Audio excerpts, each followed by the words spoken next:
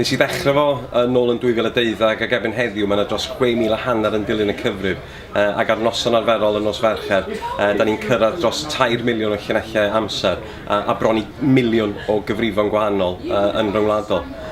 Be dyn ni'n siamlygu i'r gwerth o defnyddio'r Gymraeg i farchnata ac i hyrwyddo, enwedig ar rhwydweithiau cymdeithasol a llwyfannau digidol.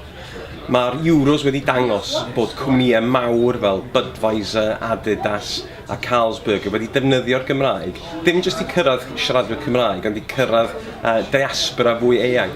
Dyn ni wastad yn meddwl amdan Cymru Cymraeg fel pobl dyn ni fod yn targedu fel endid economaidd. Ond pan ydych chi'n meddwl amdano, mae yna 3 haen i gymdeithas Gymraeg fel dyn ni'n gweld o.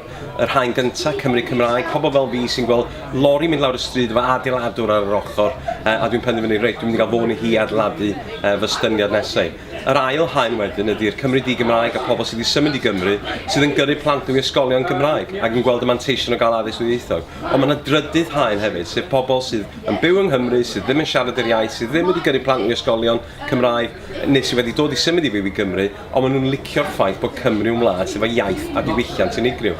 Felly os ydych chi yn hysbysebig yn defnyddio'r Gymraeg yn eich negeseuon chi, ddim jyst siaradwyr Cymraeg ydych chi'n medru cyrraedd, ydych chi'n medru cyrraedd bron i 2 filiwn o bobl.